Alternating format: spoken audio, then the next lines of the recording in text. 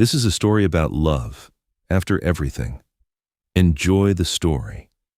Nathaniel Reed did not come to harbor in time to wash dishes. He came to confirm a decision. An hour earlier, he had been sitting at a table by the glass windows overlooking Boston Harbor, his coat neat, his cuffs perfectly aligned. On his phone was the latest quarterly loss report, the cold lines of text as sharp as a surgical blade. Revenue down, complaints up, staff turnover rising. Mason, his older brother, had said it the night before in a voice stripped of emotion. Sell it, cut the losses, do not let one mediocre restaurant drag the entire system down. Nathaniel had been ready to agree. He only needed to look one more time, then sign. Then he heard the crash from the kitchen. Not the refined shatter of a wine glass tipping over in the dining room, but the harsh scrape of a metal tray sliding, plates colliding, a curse swallowed and then forced out like steam under pressure.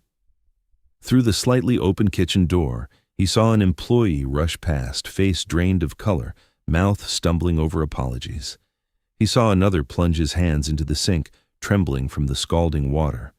He saw a manager standing in the center, his voice sharp and heavy, chopping down like a cleaver against a cutting board. If there is no dishwasher, who is going to do it? No one answered. They only moved faster, as if speed alone could save them from that voice.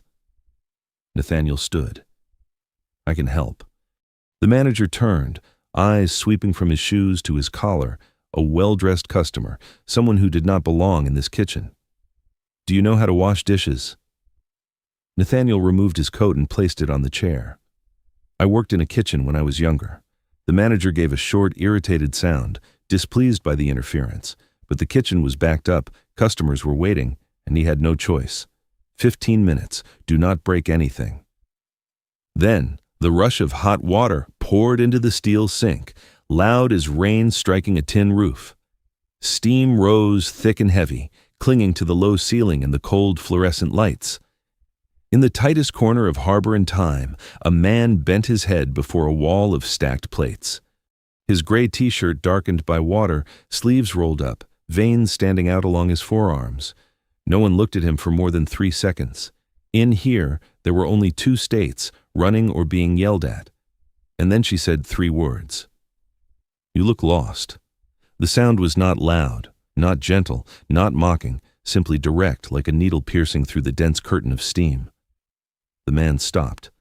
A white plate slid from the foam and nearly fell. He turned. She stood behind him, holding a tray of flour, a streak of butter across her cheek. Her hair was tied high, a few loose strands escaping from the heat of the ovens. Her brown eyes met his without flinching, without fear. Nathaniel Reed was not accustomed to being looked at that way. He was even less accustomed to being read in seconds by a stranger. He was the one who read others, who decided who stayed and who left, the one before whom gazes usually dropped before ever meeting his. Yet now, in damp dishwashing clothes, he was simply a man standing in a kitchen, seen through by a pastry chef. Bella Carter did not know who he was. She only saw a stranger Gavin had tossed into the corner of the kitchen like a worn rag. The way he stood, back too straight amid the chaos, the way he observed instead of panicking, he did not look like the other dishwashers. He looked like someone who was used to giving orders, and she did not like watching anyone get swallowed by this kitchen. You look lost, she repeated, softer this time, almost like a question. Nathaniel meant to answer, but his throat went dry. The feeling that spread through him was unfamiliar, not insulted, but touched. From the kitchen doorway, a man's voice cut through the air, sharp and heavy. Bella, do you have nothing to do? No one needed to turn around. The atmosphere shifted at the mere sound of it. Gavin Holt stepped in, white shirt pressed flat, watch gleaming, eyes scanning for flaws to crush. He spared Nathaniel a single glance, enough to assess him, then focused on Bella. You stand here talking during work hours. Your pastries are not finished. Orders are incomplete. Who do you think you are? Bella tightened her grip on the flour tray. Her shoulders stiffened, but her chin stayed lifted. I was just asking if he needed help. You are not paid to ask questions. You are paid to work. A line cook nearby lowered his head further. A server hurried past as if trying to become invisible. Everyone knew this rhythm, the rhythm of fear. Nathaniel watched it all, not through reports, not through staffing charts, but with his own eyes. He had studied the numbers of Harbor and Time for months, but this was the first time he had smelled the fear. It carried the scent of dish soap, of burnt butter, and of silence. Bella turned back to the ovens, forcing her breathing to steady. Inside her another wave was rising, not because of Gavin, she was used to him, but because of the phone call from the hospital the night before. The doctor had said her mother's heart could not wait much longer. The surgery had to happen soon, and money did not grow out of an oven. She could not lose this job, even if every day here felt like being worn down piece by piece. Nathaniel returned to the sink. He kept rinsing plates under the hot stream of water, but this time his thoughts were no longer simply observing. He was calculating. If one manager could make an entire kitchen hold its breath with a single sentence, then the problem was not the recipes. The problem was power.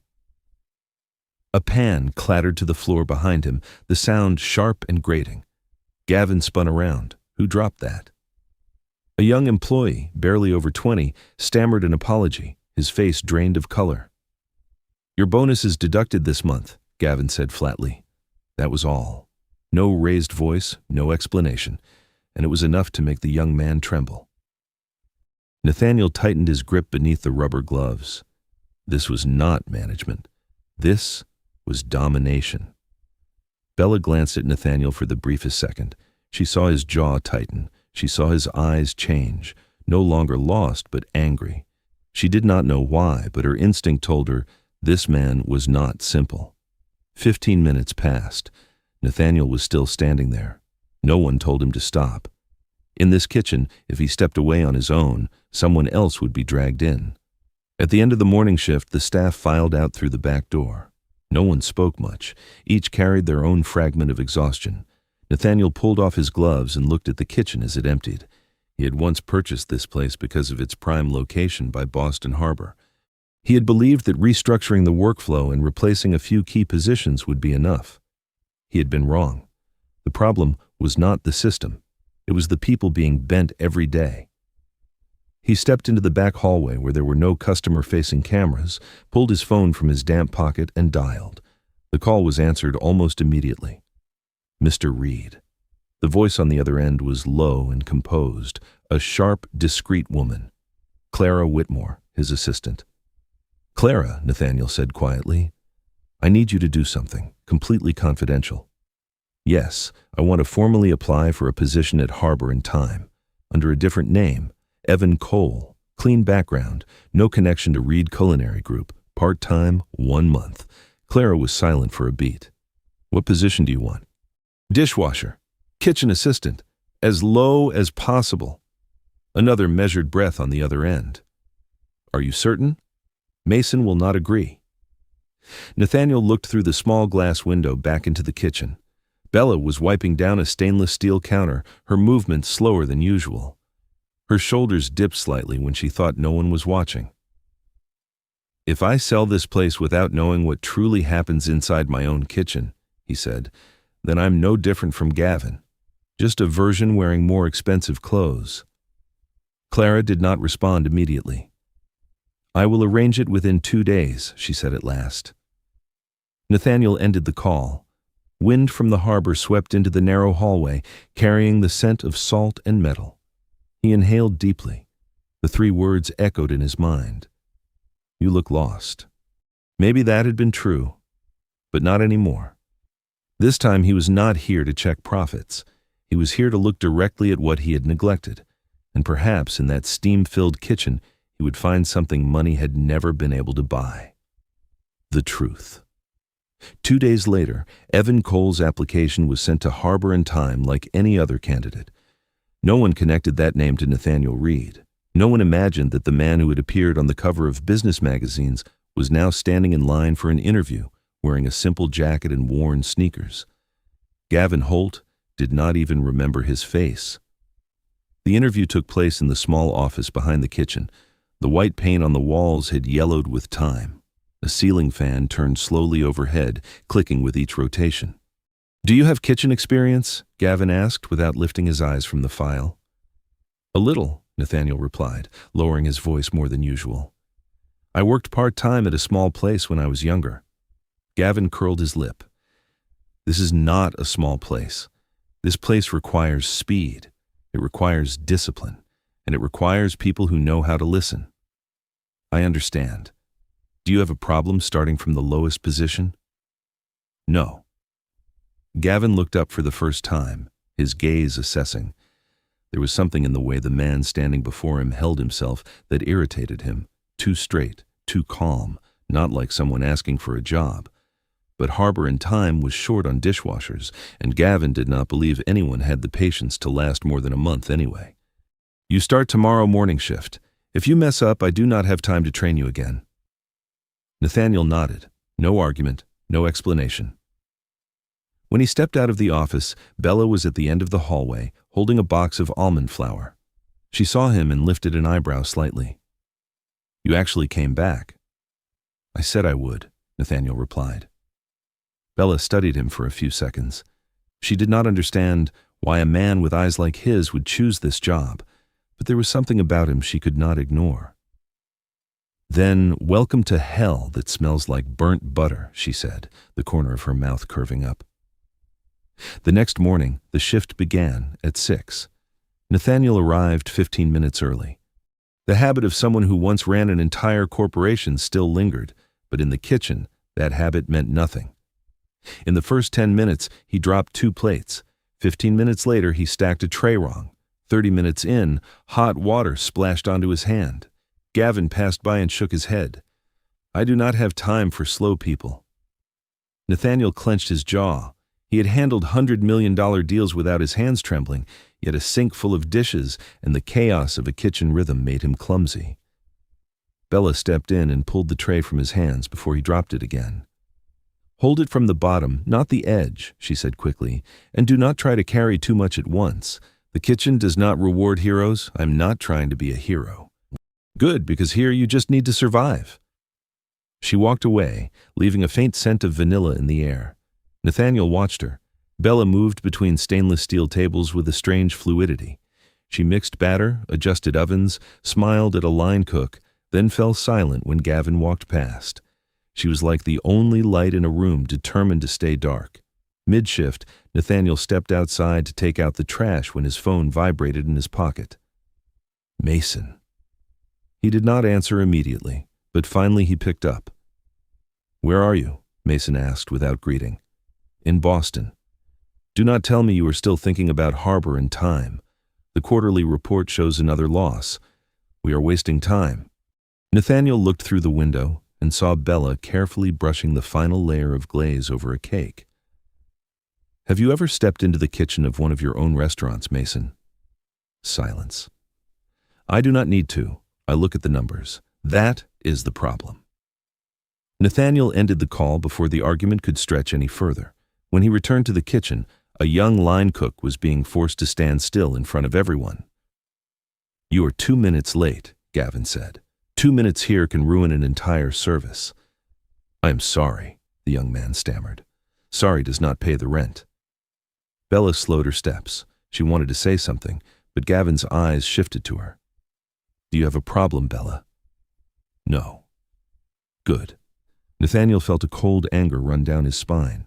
This was not management by standards. This was management by fear. He went back to the sink, but this time he was not only watching, he began to memorize. Who lowered their head the most? Who avoided Gavin's eyes? Who was the only one who kept her back straight? Bella. Mid-shift, she brought out a new batch of pastries she was testing, a tart with sea orange and almond filling. She set a small piece beside him. Try it. I am working. Try it before Gavin sees. Nathaniel took a bite, a light tang, then gentle sweetness, then the faintest bitter finish, balanced, not showy. He looked up, genuinely surprised. You make this every day? Not yet. I'm testing it for a local competition. A competition? The New England Artisan Showcase. Second prize would let me breathe for a while. Oh. She said it lightly as if it were nothing, but Nathaniel heard the world behind her words. She was not baking just to survive. She was baking to escape. What if you win? Then I can take care of my mom and maybe start thinking about opening a small shop of my own. Gavin appeared like darkness swallowing light. Bella, do you have nothing to do? She pulled her hand back immediately. No. Nathaniel watched the scene and understood something more clearly than ever before. Harbor in Time was not losing money because of its recipes. It was not failing because of its location. It was failing because its soul was being strangled.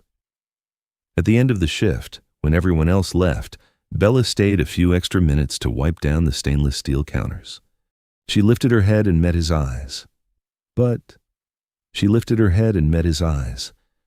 if you stay for a real reason. No one here can handle another person who just watches and then walks away. The words struck deeper than he expected. I'm not planning to walk away, he replied. Bella gave a small nod. Good. She turned off the lights in the pastry section and left. Nathaniel stood alone in the dimming kitchen, the only light coming from the back door. He had come here to review a struggling branch. But on his first official day as an employee, he had seen more than a year of reports could ever show him. He saw fear. He saw dreams. And he saw a woman fighting every day not to be crushed. He was no longer lost. He was stepping into a battle that money could not solve. And this time, he would not just stand and watch. Nathaniel's third day in the kitchen began with a shout. Not the shout of an oven timer, not the shout of a pan hitting flame. The shout of Gavin Holt. You are slow as a turtle, Evan. Do you want me to hold your hand for every plate? Nathaniel was at the sink, hot water running over his gloves. He had just dropped a glass because his hands were slick. It shattered across the floor, sharp and cold. The entire kitchen went quiet for a beat. Everyone waited for Gavin's reaction. Gavin did not look at the broken glass. He looked at Nathaniel as if Nathaniel had polluted the air. Clean it up, now. And do not let me see this happen again. Nathaniel crouched down and picked up the shards one by one, not because he was afraid, but because he was keeping a promise to himself. Observe. Endure. Gather the truth. Yet inside him an old anger was rising, the anger of someone who cannot tolerate injustice, an emotion he had once dismissed as weak and useless, now the only thing reminding him he was still human. Bella was in the pastry section. She heard the crash and knew immediately who would be crushed for it. She looked through the doorway and saw Nathaniel kneeling, gathering glass, Gavin looming over him like a shadow. For a second, Bella wanted to step out, but she also saw Nathaniel's eyes when he lifted his head, calm, cold, and something deeper than restraint, as if he were recording everything in his mind. That made Bella stop, because if this man was doing what she thought he was doing, she did not want to ruin it. By lunchtime, the restaurant was packed. Order bells rang constantly. Dishes came back because they were cold. Dishes came back because they were too salty. Someone forgot the sauce. Someone delivered to the wrong table. The machine called Harbor in Time was stretched to its limit, and at that limit, Gavin thrived in the worst way. He moved along the kitchen line like a hunter searching for flaws. A plate placed slightly off-center.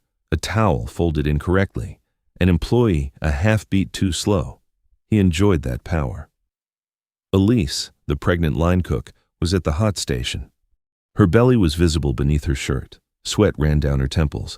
Her hands trembled slightly as she lifted a pot of sauce heavier than usual. Gavin approached. How long are you planning to stand there breathing, Elise? You are slowing the line. Elise bit her lip. I will be faster.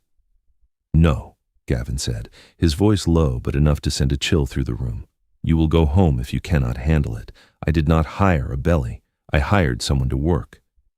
The air froze. Bella heard it, and her heart tightened.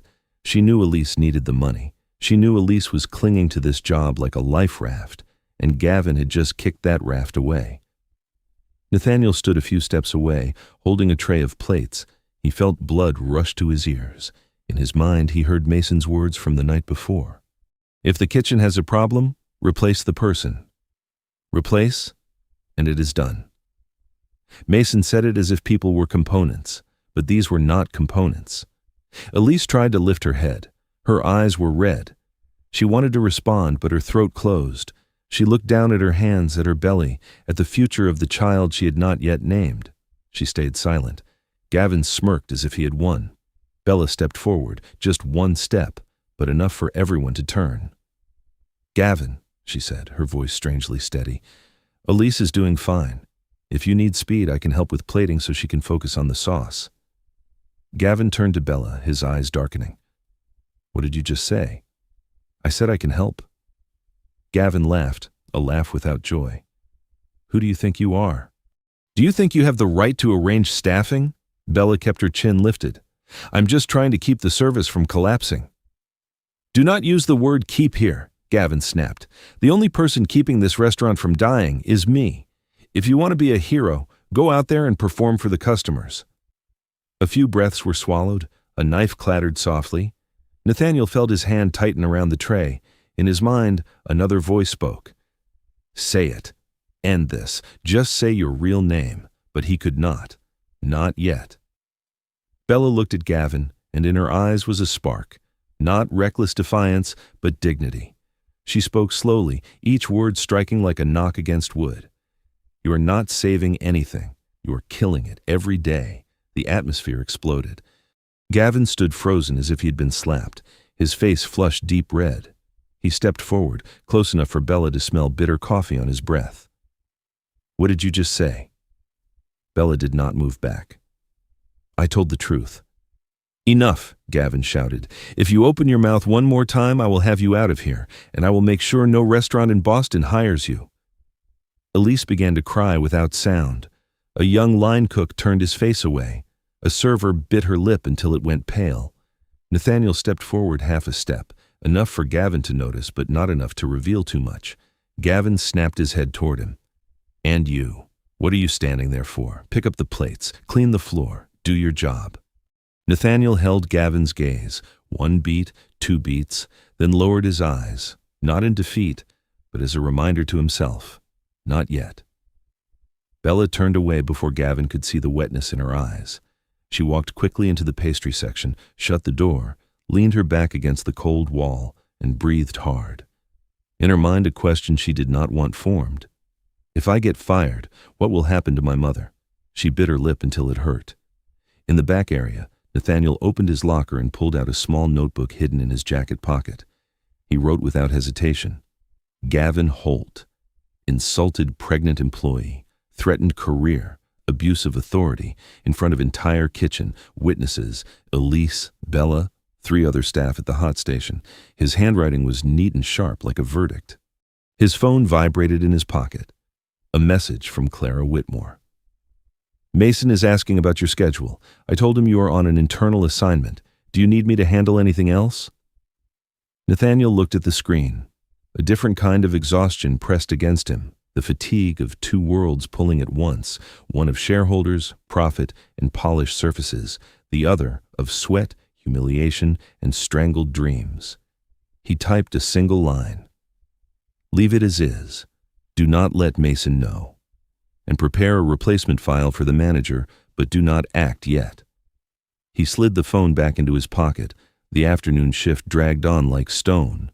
Bella worked like a machine. Her smile was gone. Only her hands remained, only the task. Elise stayed at the hot station, eyes red but no more tears falling.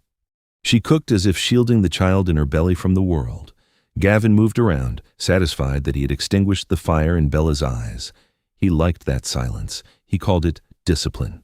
At the end of the shift, when the last customer left, the kitchen sank into a weary quiet. Nathaniel stayed behind, washing the final pots. The water turned cold. His hands went numb. Bella passed the sink and paused for a second. She did not look at him. She spoke softly, as if to herself. "Do not let him make you think you are useless." Nathaniel looked up. Under the dim kitchen lights, he saw her eyes clearly, tired, angry, and still refusing to collapse. He answered quietly, "Neither should you." Bella faltered, as if surprised he replied, then gave a small nod, very slight, but enough for Nathaniel to feel something had been exchanged. Not affection, not yet, but recognition. When Bella left, Nathaniel stood alone in the kitchen. He looked at the cold stainless steel counters, the scratches, the burn marks, the handprints wiped away thousands of times. He knew he was going deeper than his original plan. At first, he only wanted to understand why the restaurant was losing money. Now he understood. And now he had to choose, either return to the world where everything is solved with a signature, or stay longer, long enough to see the full depth of this fear and drag it into the light. He inhaled deeply. Tomorrow would be worse. Gavin would retaliate. Bella would be targeted. Elise would be pushed beyond what she could bear. Nathaniel closed his eyes for a second, then opened them. No longer lost. Only a cold and clear resolve remained. He would not let anyone in this kitchen fight alone. The fourth day began with an unusual stillness, not because Gavin had changed, but because he was waiting for the right moment. Bella entered the kitchen before dawn. She tied her apron, washed her hands, looked at the ovens as if at a refuge. Here, the heat of the oven was honest in a way promises were not. Butter melted exactly as it should. No deception, no sarcasm, no Gavin's gaze pressing against the back of her neck. But when she opened the ingredient cabinet, her heart stilled. A folded piece of paper was wedged at the edge of the shelf. No signature, no heading. Just a few short lines. If you cause trouble again, I will have you out of here before you can blink. Bella stood motionless. Her hand gripped the paper until the corners bent. She did not need to guess who wrote it. She could smell power in every word, the scent of someone who had never been refused. She slipped the note into her apron pocket as if slipping a shard of ice against her skin, cold, sharp, but she could not react, not now, not when her mother was lying in a hospital bed waiting for surgery, and she still did not know where the money would come from. In the dishwashing area, Evan Cole was already there. He arrived early as always, not to impress, but because he could not stand staying outside. He wanted to hear the kitchen wake up, to see people step in with tired faces still trying to look normal. He saw Bella walk past without greeting. Her shoulders were stiff. Her eyes did not search for anyone. She went straight into the pastry section as if fleeing. Nathaniel observed. He had seen that kind of walk before in employees at his own company just before they resigned, not because they were lazy, but because they had been worn down until they no longer had the energy to love what they once loved. Gavin appeared later than usual. He walked through the kitchen, his gaze sweeping over each person like dusting surfaces. When he reached the pastry section, he stopped. Bella. You were here early. Bella did not look up. I have work to do. Your work is to serve this restaurant, not to do pointless things. Bella tightened her grip on the spoon. She wanted to snap back, to say that without those pointless things she would have collapsed long ago, but she stayed silent. Because of her mother, because of the bills, because life did not grant her the luxury of impulse. Gavin smirked as if her silence were a victory. Good. Then work faster, and do not let me see you wasting time again. He walked away, leaving a cold void behind. Bella exhaled slowly. In her mind, her grandmother's voice returned. Every time you stay silent, you pay with your dignity. But sometimes you must pay to keep something more important.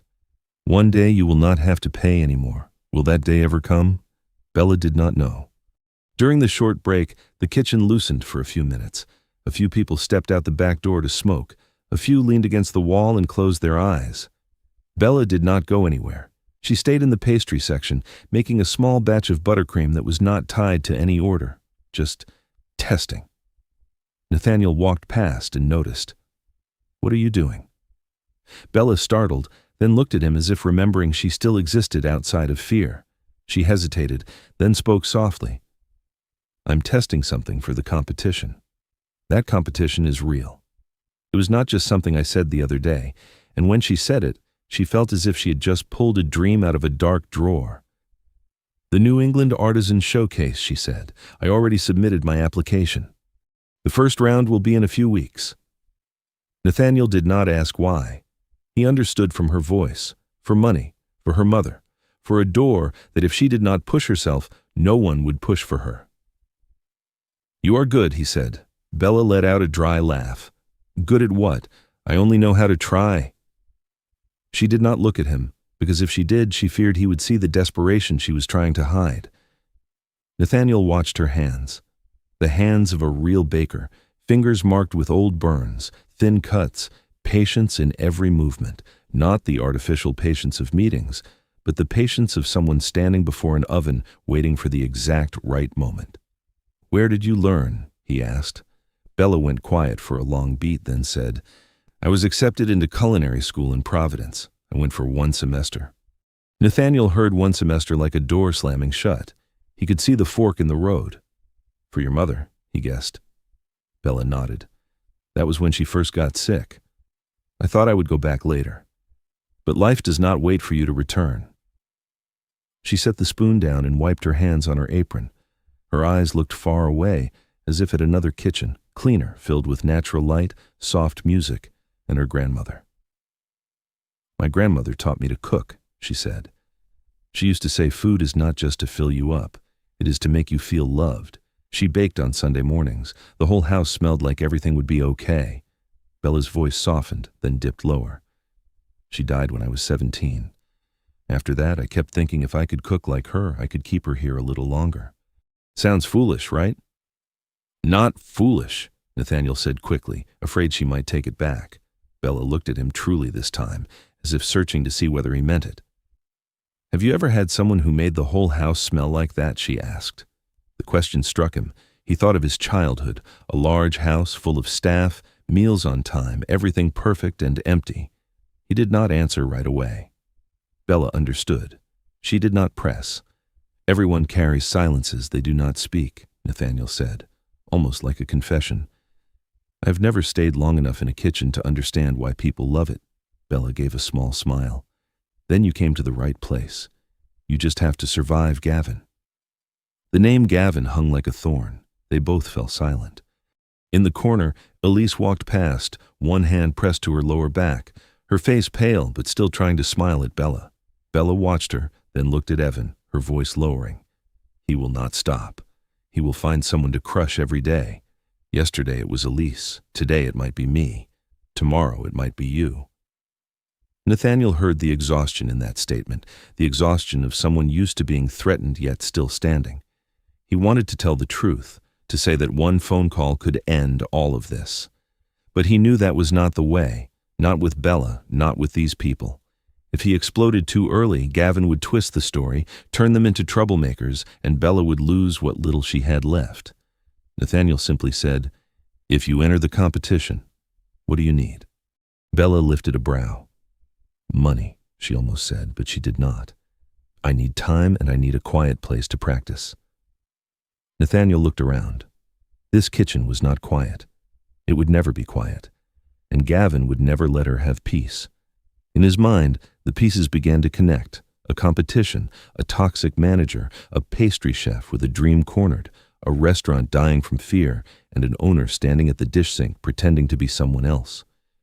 It was a story that if he did not handle carefully, would end in collapse. Heavy footsteps echoed. Gavin returned to the pastry section and saw Bella and Evan standing close. "You two are getting friendly fast," Gavin said. "I hope this does not affect work. I do not pay for flirting here." Bella flushed. "It is not like that." Gavin laughed. "I do not care what it is. I care whether it annoys me." He looked at Evan as if placing an object back in its slot. "Evan, do your job. And Bella, remember what I said this morning." Bella tightened her hands but nodded. Gavin walked away. A beat of silence followed. Then Bella exhaled. "You see," she said quietly, "this is why I do not believe anyone stays long." Nathaniel looked at her, and for the first time he said something even he had not expected. "I will stay." Bella looked at him as if she might laugh, because the words sounded too simple for reality. But there was something in Evan's eyes that was not a joke, not impulsive, something steady and firm. Bella turned away, her voice soft like air moving through the kitchen. "Then do not quit halfway. I cannot handle that again." Nathaniel did not answer. He simply nodded. But inside him, a promise settled. Not the promise of a billionaire, but of a man just beginning to understand what someone else's dream means and what his real responsibility truly is. On the evening of the 5th day, just as the kitchen began to cool after a long service, Bella's phone vibrated in the pocket of her apron. She glanced at the screen. The hospital. Her heart dropped straight down. She stepped into the back hallway where there was only the scent of metal and the cold wind from the harbor. She answered. The doctor's voice was steady and professional, but each word fell like a stone into deep water. Her mother's heart condition had worsened. It could not wait any longer. Surgery should be performed within the next few weeks.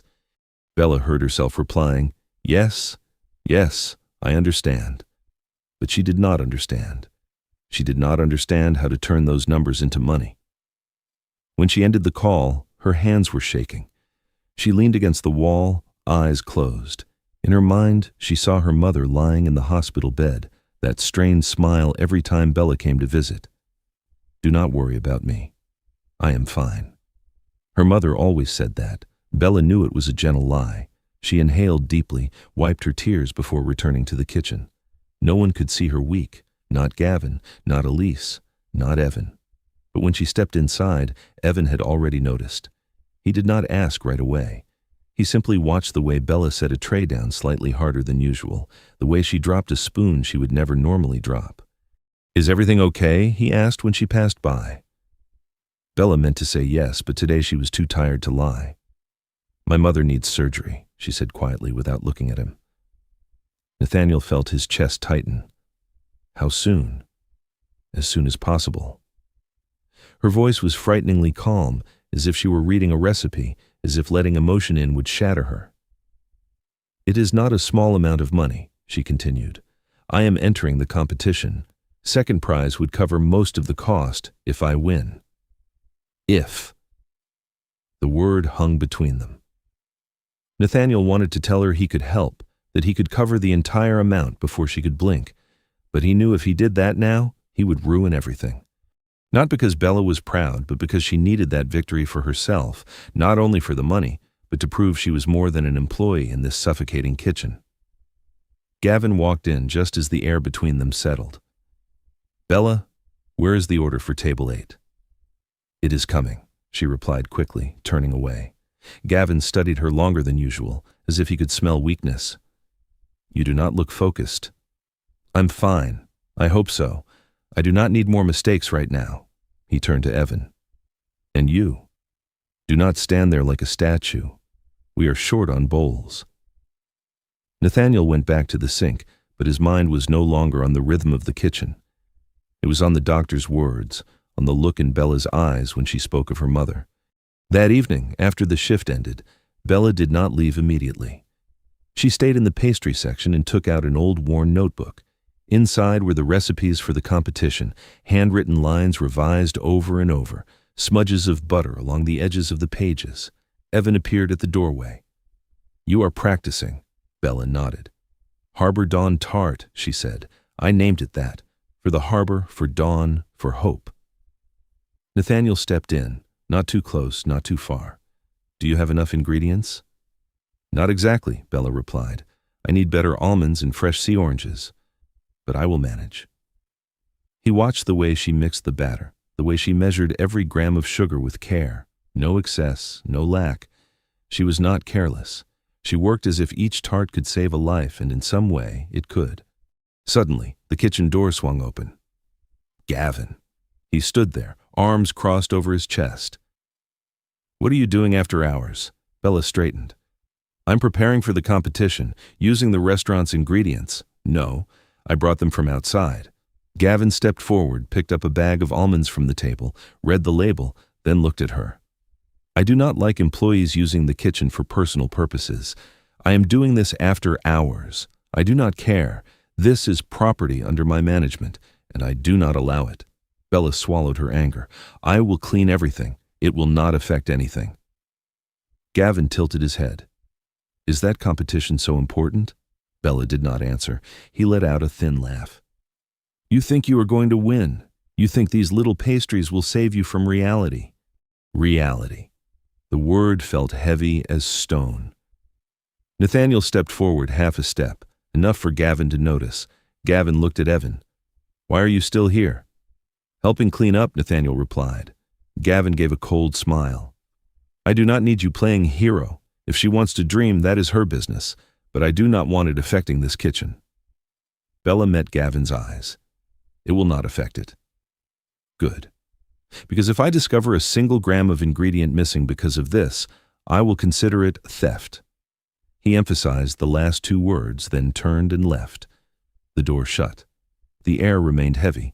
Bella stood still for a few seconds, then picked up the spoon and continued mixing. Evan watched her. He will not stop, he said. I know, Bella replied, but neither will I. Her voice was not loud or dramatic, only steady. She slid the tray into the oven. If I give up, my mother will lie there thinking I am not strong enough, she said quietly. I do not want her to see me that way. Nathaniel looked at her through the glow of the oven flame.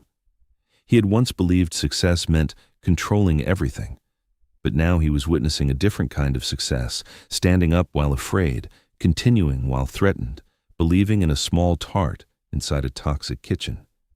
The oven chimed. Bella took the tart out. The scent of sea orange spread through the air, fresh and bright, completely opposite to the tension around them. Nathaniel tasted a piece. This time he was not just surprised, he was convinced. You have to enter, he said. Bella let out a soft laugh.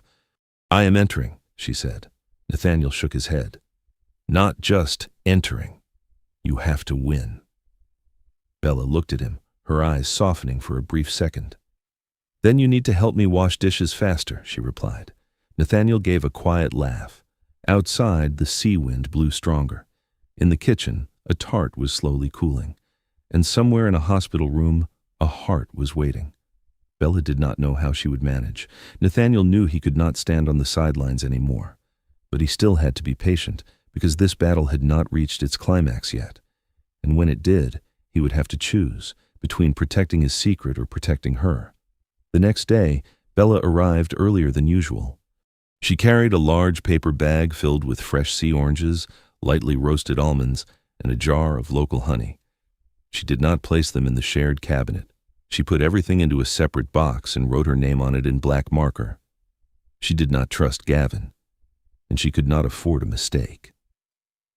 Nathaniel was already there when she walked in. He was wiping down a stainless steel counter as if it were the most important task in the world. In truth, it was, because if he wanted to stay long enough to understand everything, he had to begin with the smallest things. You brought more ingredients, he asked quietly. Bella nodded. I'm going to try the glaze again. Yesterday, the finish was a little too sharp. He watched her for a moment. She did not speak of her mother today, not about money, not about threats. She spoke only of flavor, as if that were how she saved herself. The morning shift ran more smoothly than the previous days, smooth by harbor and time standards, which still meant tension, still meant raised voices. But today Gavin seemed occupied with a long call in his office. The kitchen had a small pocket of space, enough to breathe.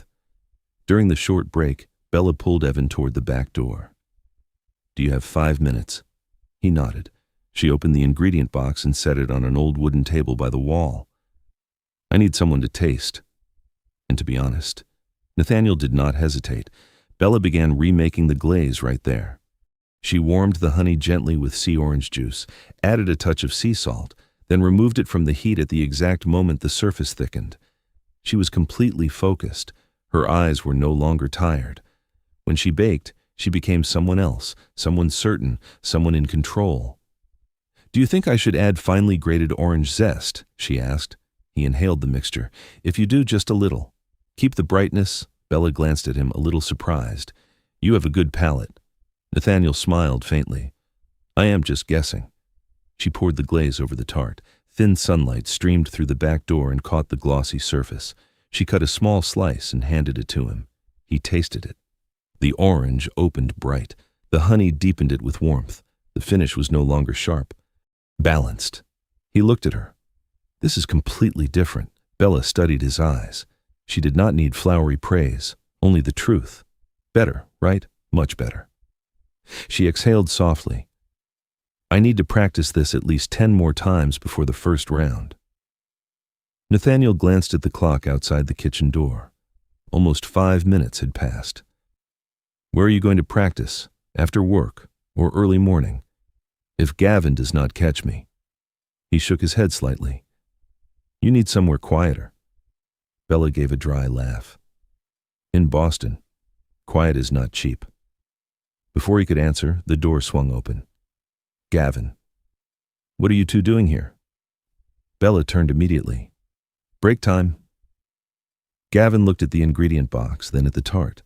I already said no using the kitchen for personal matters. I am not using the main kitchen. I'm using the back prep area. He stepped closer, picked up a slice of tart. You think this will win a competition? Bella stayed silent.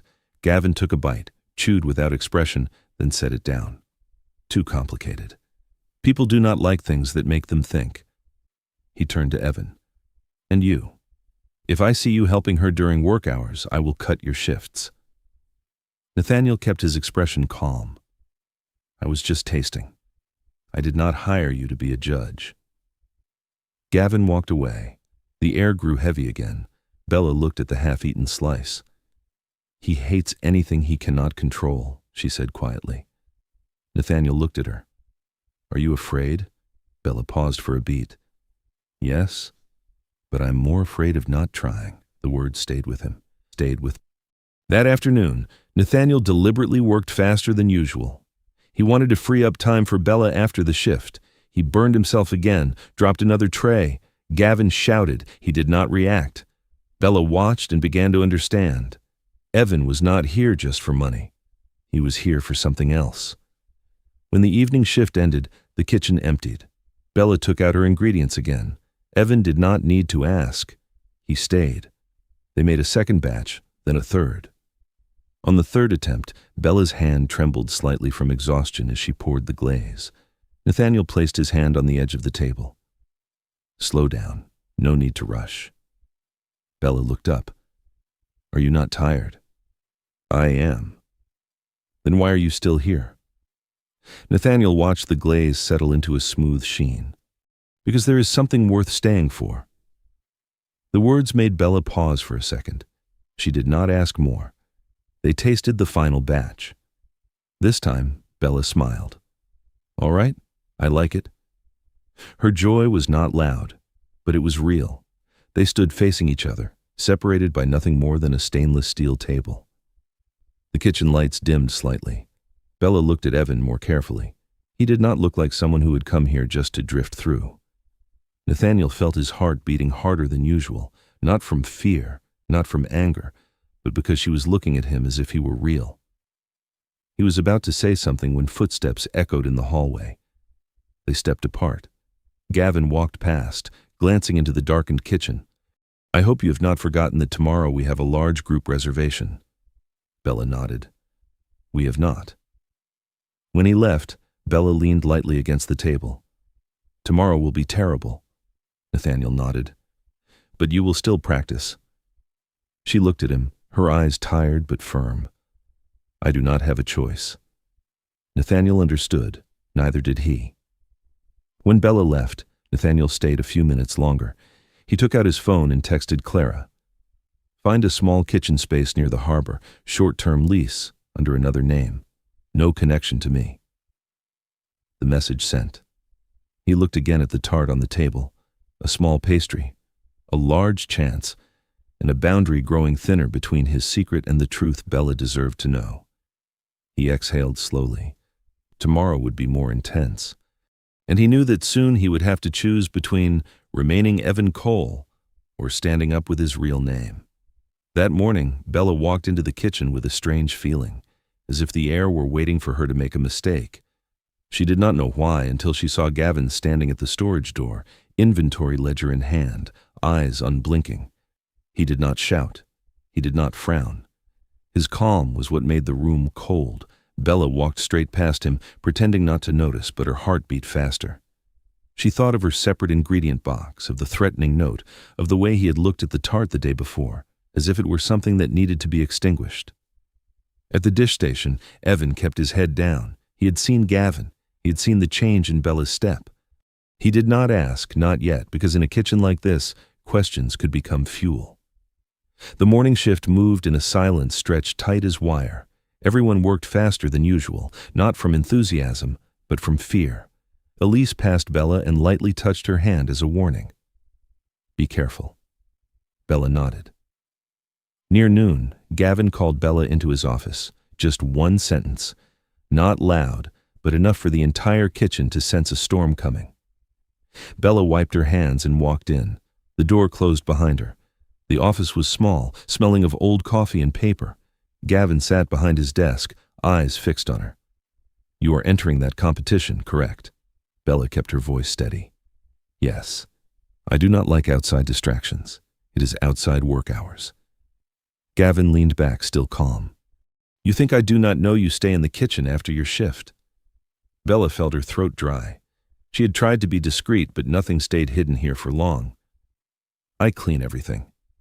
It does not affect anything." Gavin placed a sheet of paper on the desk, an inventory printout. He pointed to a line. Almonds missing, honey missing, orange zest missing. Bella looked at it, her eyes darkening. "I bought them with my own money. Prove it. I have the receipts." Gavin let out a thin laugh. "Receipts can be faked. Do you think I am naive? You are using restaurant supplies to serve your own dream. That is theft." Bella felt her heart pounding. She wanted to shout, to throw everything in his face, but the image of her mother appeared, the hospital bed, the IV lines, the fragile smile. She inhaled deeply. "I did not steal. I can bring the receipts." Gavin tapped his fingers on the desk as if keeping rhythm with fear. "You will. And listen carefully. If you continue with that competition, I will report this. I will make sure you cannot work in any decent restaurant in this city." Bella froze. Gavin looked at her slowly, as if pressing each word into her skin. "Do you understand me?" Bella nodded. Inside her, something flared, not blazing courage, but a cold, sharp desperation. "I understand," she said. "Good. Now get back to work. And do not imagine I do not know what you are doing." Bella stepped out of the office feeling as if her feet were barely touching the floor. She crossed the kitchen, forcing her face to remain normal, but Evan saw. Her eyes were red, not from tears, but from restraint. He followed her into the back hallway where the hum of the exhaust fans drowned out most sounds. "What did he say?" he asked. Bella almost answered fine out of habit, but she was too tired today. "He told me to quit the competition. If not, he will ruin me." Nathaniel felt something drop inside his chest, heavy and cold. He was not allowed to react like Nathaniel. He had to react like Evan, a new employee with no power. But his body did not fully obey. He clenched his hand until it hurt. "Do you really have the receipts?" "Yes. All of them. I kept everything." "Keep them safe," Nathaniel said, his voice low and firm. "Photograph them. Send me copies." Bella looked at him suspicious. "Why send them to you?" Nathaniel paused. He could not tell the truth, but he could not leave her alone either. If he intends to play dirty, you need proof, and you cannot afford to lose it. Bella studied him a moment longer, then nodded. "All right." She returned to the kitchen like a machine. Her smile came back for customers, but it was thin. In her hands were pastries. In her mind was a threat. In her heart was the fear of losing everything. Gavin passed the pastry station, deliberately stopping. He watched Bella work and murmured low enough for only her to hear, "Remember what I said." Bella did not respond, but Evan heard. And this time he did not just record it. He decided to act in the way of a man playing a role. That afternoon, when the kitchen filled with customers, Nathaniel deliberately positioned himself closer to the storage area. He watched who entered and exited, who had keys, who signed inventory logs. He saw Gavin slip in alone from time to time and come out as if he had just buried something. In a brief moment of chaos, Nathaniel slipped into the hallway camera corner where a small monitor displayed the storage room and back door. He did not touch the equipment. He only looked, memorizing angles and blind spots. One thing became clear. The camera did not point directly at the pastry ingredient shelf. It angled slightly away. It could have been accidental. It could have been deliberate. Gavin knew exactly where that gap was.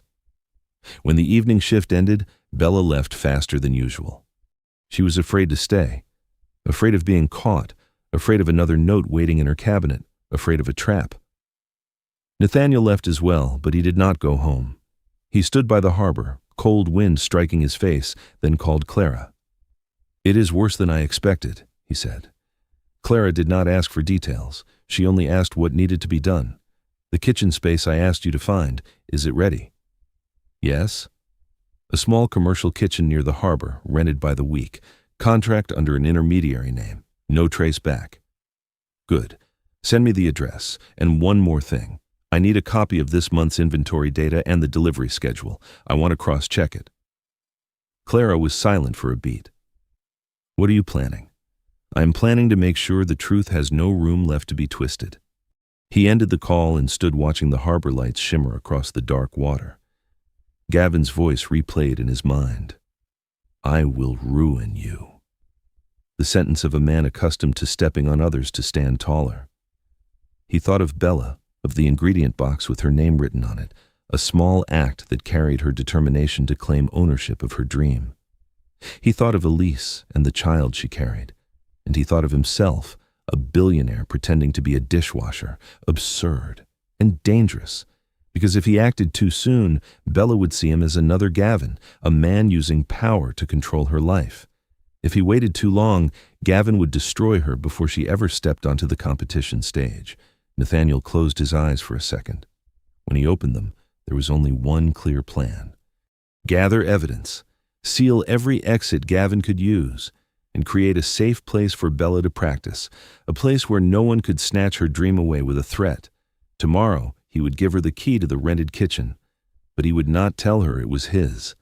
He would call it an opportunity, because sometimes to save someone, you have to save them without making them feel saved. The next morning, Bella arrived with a small envelope in her coat pocket. Inside were the receipts, all of them, almonds, honey, sea oranges. She had photographed each one as Evan suggested and sent him copies the night before. She did not know why she trusted him, maybe because he was the only one who did not try to control her. Evan stood at the dish station. When she passed, he gave a small nod. No questions. No comfort. Just steady acknowledgement. Mid-morning, Gavin deliberately walked past the pastry section more often than usual. He said nothing, but his gaze felt like needles. Near noon, when the kitchen was at its busiest, Bella heard a call from the office. Not her. Evan. Nathaniel wiped his hands and stepped inside. The door closed behind him. Gavin stood by the window with his back turned, not looking at him immediately. "How long have you been here?" 2 weeks, Evan answered. 2 weeks, and you seem to know more than I expected. Nathaniel kept the naive expression of a new employee. "I do not understand." Gavin turned, eyes narrowing. "Do you know anyone in the supply department?" "No." "Interesting. Because this morning a supplier called me, asking why someone requested detailed information about last month's delivery schedule." Nathaniel felt his pulse quicken, but his face did not change. Maybe they were mistaken. Gavin stepped closer. "Maybe. Or maybe you are not just a dishwasher." The distance between them shrank to only a few steps. "I do not like curious people." Nathaniel met his gaze. "I'm just doing my job." Gavin gave a thin smile. "I hope so. Because here, people who do more than their part do not stay long." He opened the door. "Get back to work." Nathaniel walked out, but one thing was clear in his mind. Gavin was suspicious, and his time playing Evan was running short. That afternoon, when the crowd had thinned, Nathaniel pulled Bella toward the back door. "I have something for you," he said, handing her a small key. Bella looked at it. "What is this?" "A rented kitchen near the harbor. Quiet. You can practice there." She froze. "Where did you get it?" "A friend, not connected to the restaurant." She looked at the key, then at him. "Why are you doing this?" Nathaniel could not say, because I have enough money to buy the entire building. He only told the portion of truth he could afford. "Because you deserve a fair chance." Bella bit her lip. In her eyes was caution, but also a spark of hope. "I cannot pay rent. It is already covered. The first week." She lifted her head. "Evan," he shook his head slightly. "Think of it as an investment in a good pastry." Bella studied the key for a long moment, then took it. "If I win, I will pay you back." Nathaniel smiled faintly. Deal. That night, for the first time, Bella stepped into the small kitchen near the harbor. It was not large, but it was clean, lit with warm yellow light. There were no shouts, no scrutinizing eyes. She placed her ingredients on the stainless steel counter. Evan stood by the door. She began to work. This time her hands did not tremble. She did not rush. She was not afraid of being called away. Nathaniel watched her move freely in the open space. She was not just a pastry station employee. She was a chef. After the second batch, as Bella adjusted the final decoration, her phone vibrated. She looked at the screen. The hospital. She answered. The doctor's voice was gentler than the day before. The surgery had been scheduled, but a deposit was required within the next few days. Bella said yes, then ended the call. Evan looked at her. How much? Bella told him the number, slightly less than the second prize. If I cannot win, she said quietly, I do not know what I will do. Nathaniel stepped a little closer. You will. Bella gave him a sad smile. You cannot know that. I do not know for certain, he said, but I believe. She looked at him. Why? Because I have tasted it, and I have seen that you do not quit. The air between them grew still. Bella set the spoon down. If I fail, she said, I do not just lose money. I lose my chance to prove I am more than hired help. Nathaniel met her gaze. You are not hired help. You are someone who creates something people remember. Bella swallowed.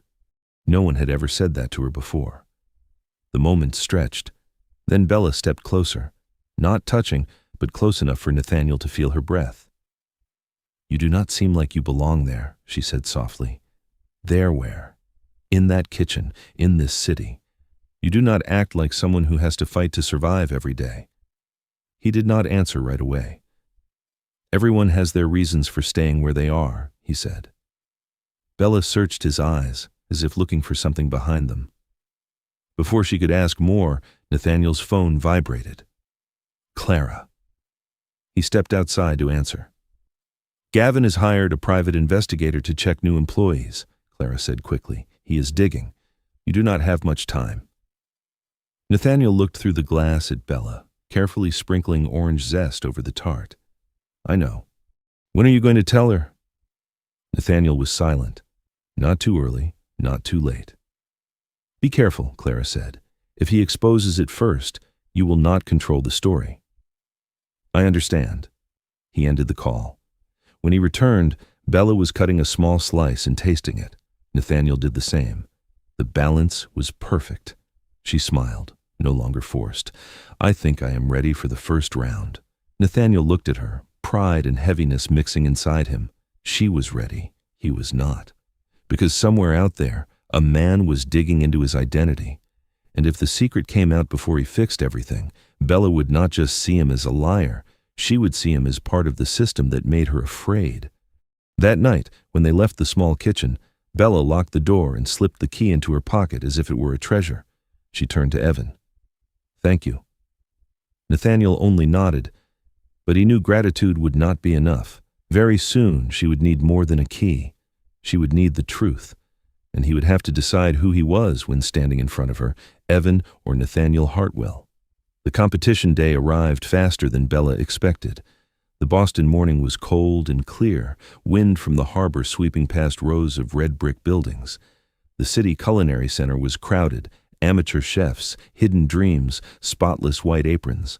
Bella stood at the entrance gripping her ingredient box. Beside her, Evan was silent. He did not touch her. He did not need to. His presence was enough. She inhaled deeply. If I start shaking, you have to remind me to breathe, she said. He looked at her. You will not shake. She glanced at him. You say that because you are not the one standing on stage. Nathaniel did not smile. I have stood before more people than you think. Bella raised an eyebrow, but did not press further. Today was not the day to uncover someone else's secrets. They stepped inside. The space was bright. 15 cooking stations arranged in a semicircle, cameras, audience, a judging panel of a well-known chef, a food critic, and a culinary school lecturer. Bella was assigned station number 7. 7. She looked at the number posted in front of her and gave a small smile. "Lucky," she whispered. Nathaniel stepped back toward the audience area. He did not want her distracted by him, but his eyes never left her. The host stepped forward, voice echoing through the microphone. 2 hours. Today's theme, the flavor of memory. Bella paused for a heartbeat. Memory. She thought of her grandmother's small kitchen, the scent of sea oranges, the sound of a spoon tapping against a porcelain bowl. Her grandmother used to say, "Cooking is how we say, 'I love you' without words." The clock began to count down. Bella moved, quick, precise, unhurried. She mixed the dough for Harbor Dawn tart. She prepared the filling with sea orange, honey, and a touch of salt like the early morning sea. Her hands were steady. In the audience area, Nathaniel felt his heartbeat rise and fall with every movement she made. A contestant beside her dropped a tray. Another burned the butter. The air thickened. Bella did not look around. She just worked. Halfway through, the judges began making their rounds. They stopped at Bella's station as she was pouring the glaze. "What is your dish?" the chef asked. "Harbor Dawn tart," Bella replied. "Inspired by the harbor and the mornings where I grew up." "Is there a story behind it?" Bella looked at the glossy layer of glaze. "My grandmother taught me that sour needs a little sweetness so it does not turn bitter. Like life." The food critic made a note. Interesting. They moved on. Nathaniel felt his throat go dry. 30 minutes left. Bella finished the decoration, sprinkling finely grated orange zest, placing a thin slice of orange on top. She looked at the final result. Not perfectly flawless, but it was hers. When the bell rang, everyone stepped back. Judging began. Each dish was tasted. There were compliments. There were critiques. When it was Bella's turn, Nathaniel held his breath. The chef cut a slice, tasted. Silence for a few seconds. The critic tasted next. The lecturer was last. The moment stretched endlessly. Then the chef nodded.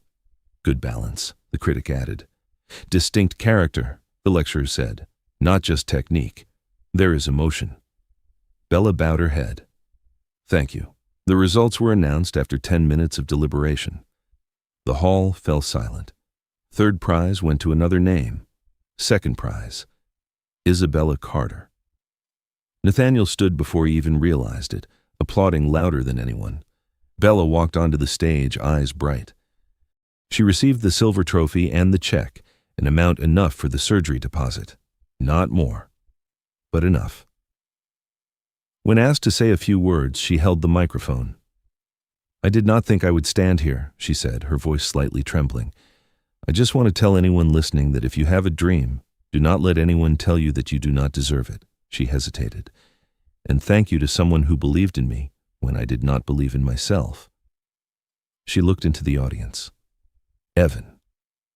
Nathaniel felt his eyes burn. When she stepped down, he pulled her into an embrace. "You did it," Bella smiled, tears shining. "Only second place." "It is enough," he said. She pulled back slightly, looking at him. "You really believed in me?" He nodded. "More than you think." They stood there amid the noise as if only the two of them existed. Then a voice came from behind. "Excuse me." Nathaniel turned. A man with a camera hanging from his neck. "You are Nathaniel Hartwell, correct?" The air froze. Bella looked at Evan. Nathaniel. His real name fell like a heavy object. The reporter smiled. "Chairman of Hartwell Dining Group. Surprising to see you here." Bella stepped back half a pace. She looked at Evan. "No," she looked at Nathaniel. He did not speak immediately. The reporter continued. "Are you here scouting new talent for your restaurant chain?" Nathaniel could only hear his own heartbeat. Bella let go of him. "Nathaniel," she repeated, her voice not loud but sharp as a blade. He opened his mouth. "Bella, let me explain." "Explain what?"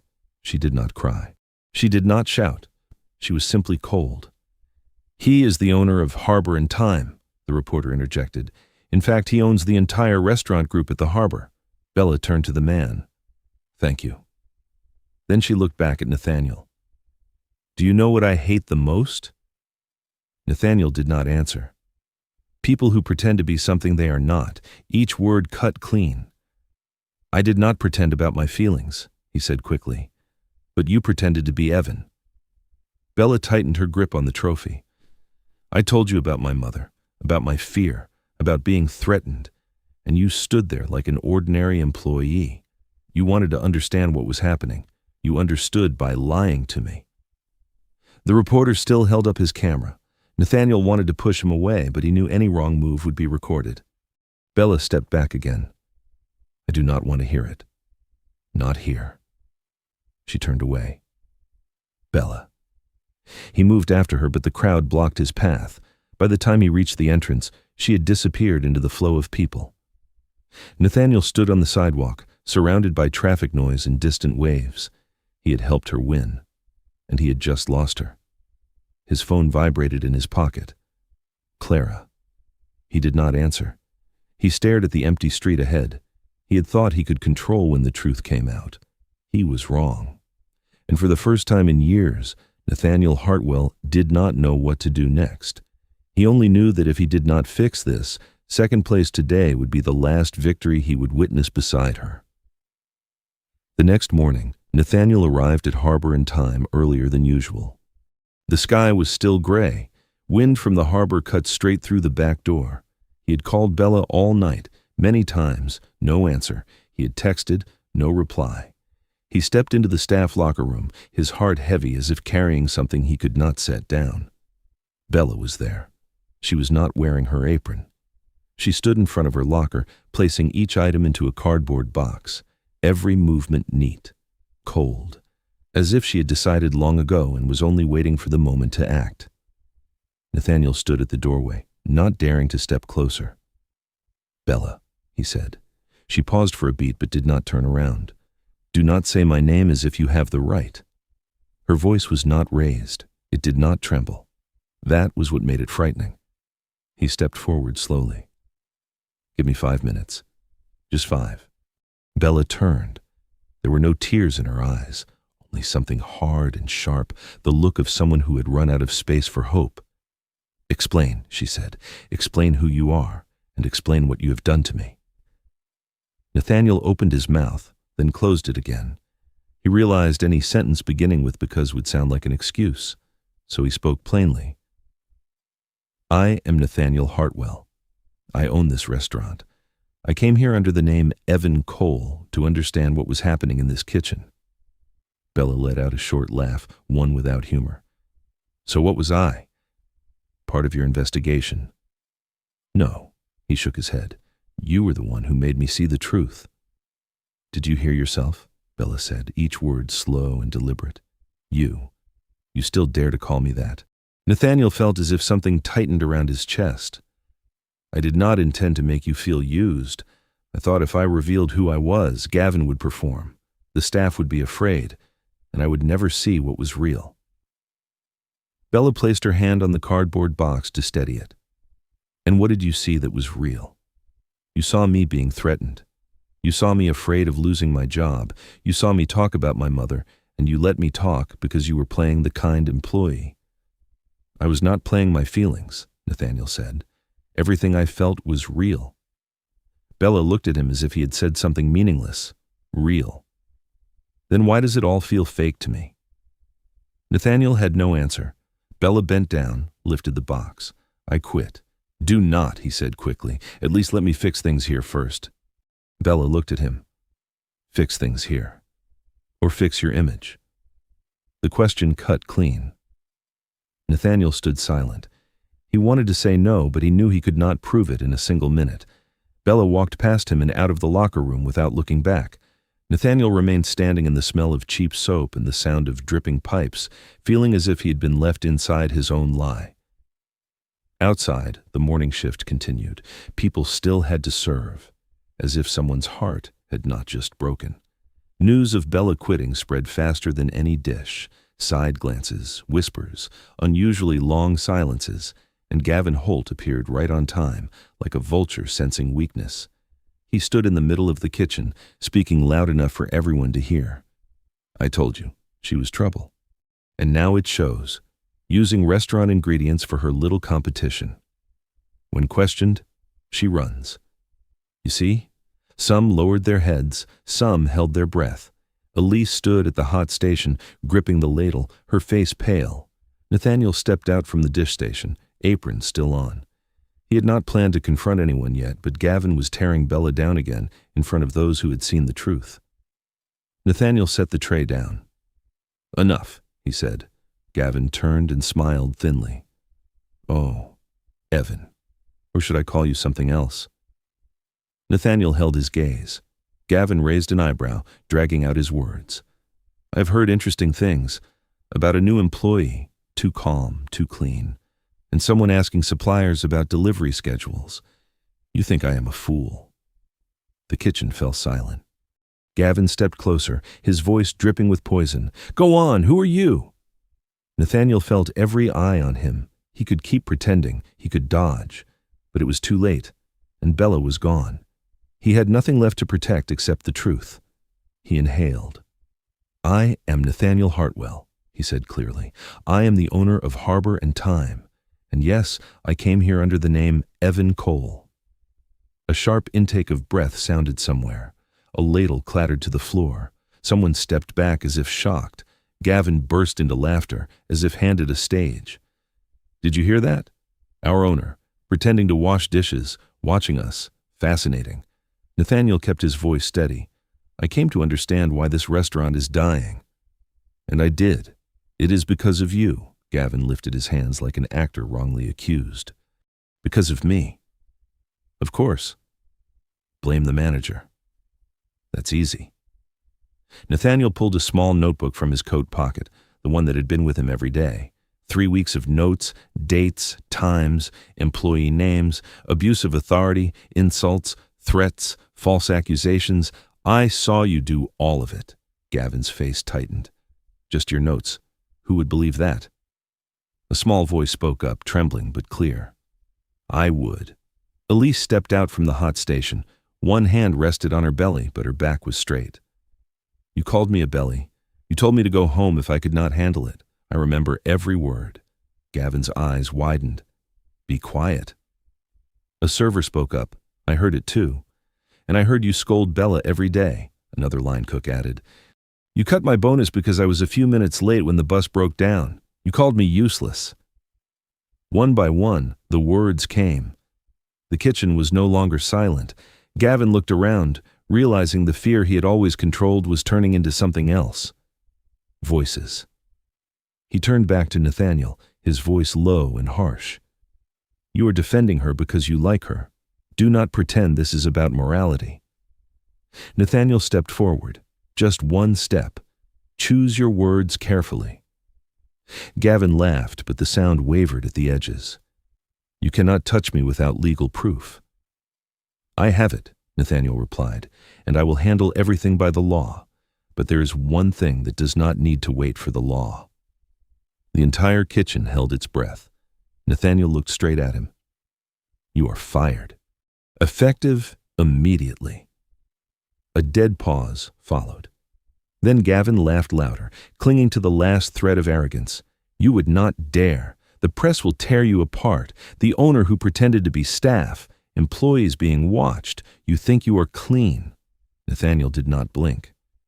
I will tell the truth before you invent more lies. He turned to the staff. Everyone goes home early today. You will be paid in full. Tomorrow morning I will meet with all employees. I will present the plan for change, and I will clear Bella's name in front of everyone. No one moved at first, as if they did not believe a single sentence could shift the air of the room. Then Elise nodded. A small nod. It drew others with it. People began to leave the kitchen slowly, as if walking out of a prison they had grown used to. Gavin remained in the center, face flushed. You will regret this, he said. I will make you lose everything. Nathaniel looked at him, more tired than angry. You already made this place lose everything. When the last door closed, the kitchen was empty. Only the hum of the exhaust and the cold lights remained. Nathaniel stood alone in Harbor and Time, apron still on. He had dragged the truth into the light. But Bella was not there to see it. He took out his phone and called Clara. Prepare a press conference for tomorrow morning, he said, and finalize all termination documents for Gavin. no gaps. Clara paused. And Bella. Nathaniel looked at the empty pastry station where her presence once glowed. "I will speak to her with the truth," he said. "This time, not one more lie." The phone ringing woke Nathaniel before dawn, not a gentle sound, but a relentless vibration like a fist pounding on a door. He opened his eyes. His high-rise apartment was silent in a way that felt meaningless, a silence that today felt hostile. He reached for the phone. "Clara," he answered. Her voice was direct. "The story is out. It is everywhere. Local news is replaying footage of you in the kitchen. There are photos of you in an apron washing dishes." Nathaniel sat upright. His heart pounded. Who leaked it?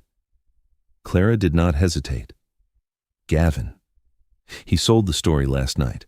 He is doing interviews, saying you created a toxic environment, spied on employees, manipulated everyone. A cold silence settled. Nathaniel stared at the ceiling. The luxury lines above him felt useless. The control he once believed he had now looked like illusion. One man like Gavin could twist everything in a matter of hours. "Is the press conference still on?" he asked hoarsely. "Already arranged," Clara replied. "In a few hours. But there is another problem. Gavin is barricaded in the restaurant office. He says he will not leave without proper documents and his lawyer." Nathaniel exhaled. "Fine, I'm coming." He dressed without his usual careful precision. Today he needed something else: clarity, directness. He put on a black suit, buttoned it, tied his tie. Polished leather shoes, no more Evan Cole, no more apron, only Nathaniel Hartwell and the consequences. On the drive to Harbor in time, his phone would not stop vibrating. Messages, calls, breaking headlines, comments split in two. Some praised him for working in the kitchen, others called him fake. Some asked who Bella was, others said she had been a pawn. Nathaniel answered no one. He looked out the window. Boston Harbor blurred in the mist. In his mind there was only one image, Bella holding the trophy, eyes bright and shattered, then turning away. When the car stopped outside the restaurant, reporters were already waiting. Cameras, lights, microphones, questions fired like bullets. "Is it true you disguised yourself as an employee? How long did you observe them? Were you involved with a staff member? Will there be compensation?" Nathaniel walked past without stopping. His face showed nothing. Inside, everything burned. In the lobby, Clara stood with a lawyer. She looked at him briefly, checking if he was steady. "Gavin is in the office," she said. "He refuses to leave." Nathaniel nodded. They walked straight there. The office door opened. Gavin sat behind the desk with one leg crossed as if he still held authority. White shirt, crooked smile. "So the real boss has arrived." Nathaniel placed a folder on the desk. He did not sit. He did not greet him. "I am here to end this." Gavin lifted his chin. "You cannot fire me just because you want to. I have a contract. I will sue." The lawyer stepped forward calmly. "We have sufficient grounds to terminate the contract for abuse of authority, psychological harassment, creating a hostile work environment, and defamation of employees." Gavin sneered. "Based on what?" His little notebook. Nathaniel opened the file. Inside were documented notes, written statements from employees, records of cut shifts, internal complaints that had been ignored, and inventory comparisons. He looked at Gavin. "You are used to threatening people with less power. Today you have no one left to threaten." Gavin scanned the documents. His smile began to falter, but he still tried. "You are doing this to save your reputation. You will dump everything on me." Nathaniel's reply was brief. Sign, no growl, no drama, just a cold command. Gavin looked around. Clara stood like a wall. The lawyer remained calm. Outside, cameras and reporters were still loud. Gavin understood he was trapped between two forces. If he refused to sign, security would escort him out, and that scene would go live immediately. He picked up the pen. His hand trembled slightly. He signed. Clara gave a signal. Two security officers stepped in. Gavin rose abruptly, clinging to the last shred of arrogance. "You will regret this. I will tell everything. I will say, your owner is a liar." Nathaniel looked at him one last time. "Say whatever you want. I will speak first." The door closed behind Gavin. Silence fell, not a comforting silence, but the silence after a storm that leaves debris behind. Clara spoke quietly. "The press conference is starting." Nathaniel nodded. In the main dining room, a small podium had been set up. Reporters filled every seat. Lights shone directly at his face. Cameras clicked. Nathaniel stepped up and placed both hands on the podium. He did not avoid anything.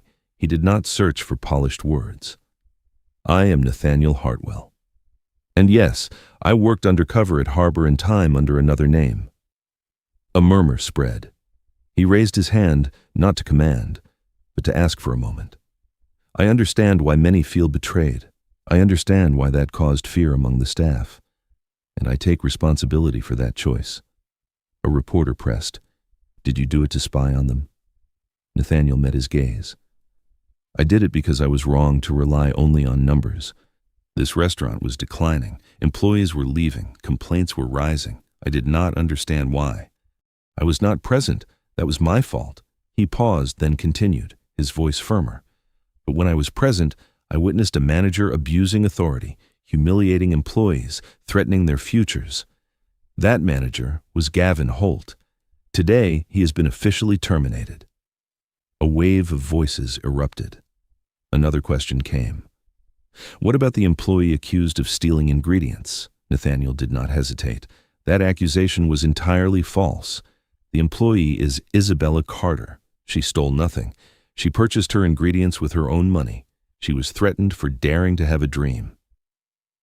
Bella's name echoed through the microphone. Somewhere, perhaps in a small hospital room where she stood beside her mother's bed, she might hear it on a screen. She might turn it off. She might laugh bitterly. Nathaniel did not know, but he kept speaking because it was the right thing to do. "I will ensure that accusation is fully cleared from her record, and I apologize for not protecting her properly from the beginning." A reporter asked, "Do you hope she returns?" Nathaniel swallowed. "I hope she has the best life possible, whether that includes me or not," he ended simply. "From today forward, Harbor and Time will change. Transparency, respect, and no one will have to stay silent just to survive." When he stepped down, Clara handed him his phone. A new message. No name, just one line. "I heard." Nathaniel looked at it, his chest tightening. Not forgiveness, not yet, but a small crack in a door that had slammed shut.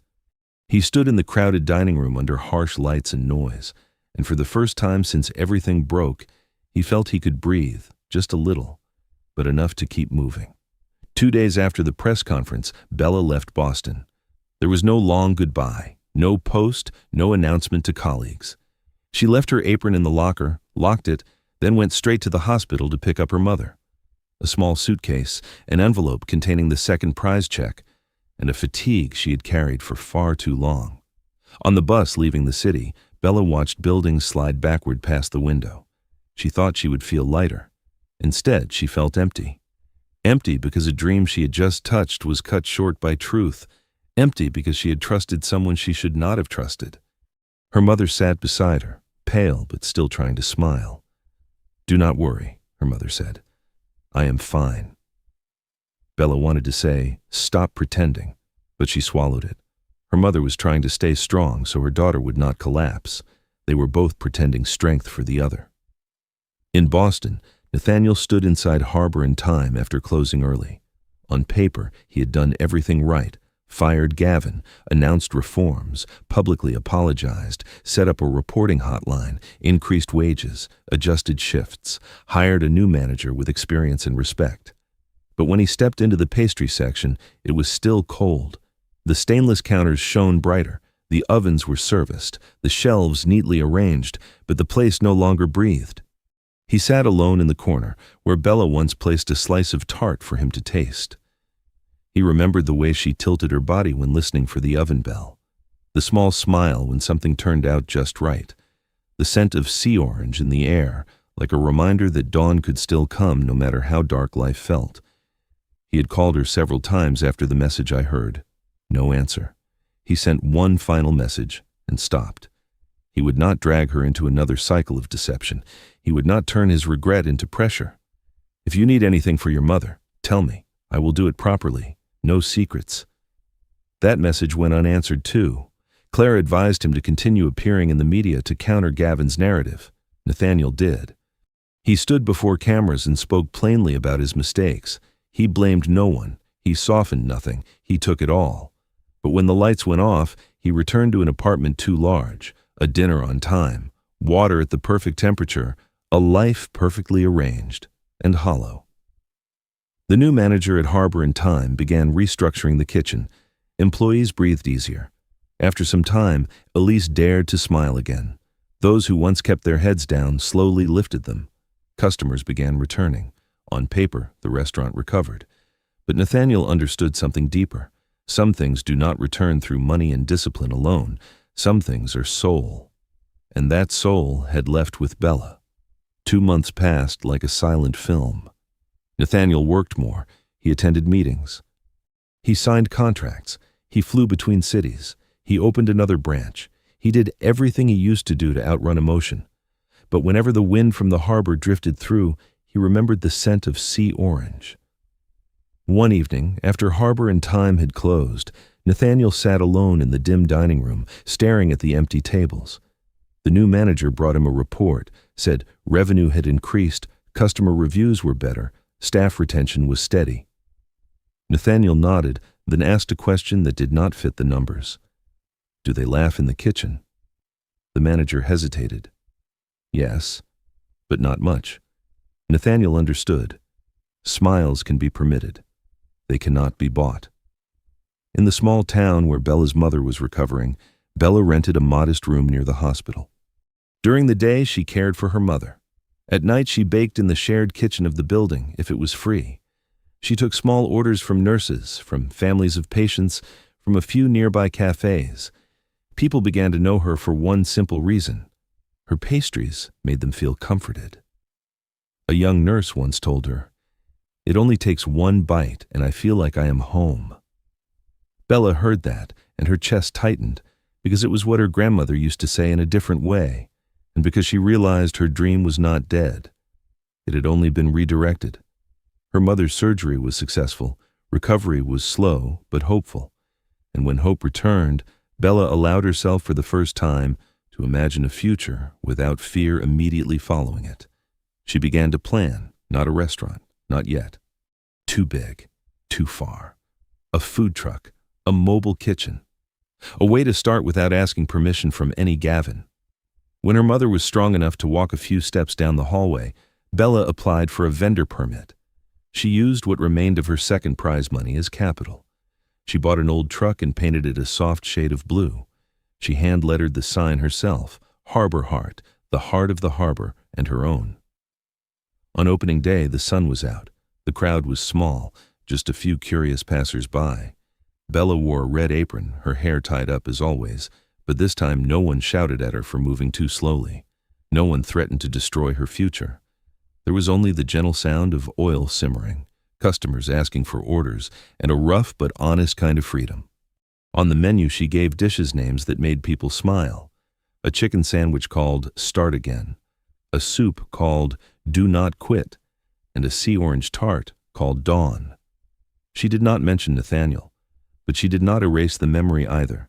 She turned it into part of the flavor, a trace of bitterness just enough to remind anyone that sweetness does not come without cost.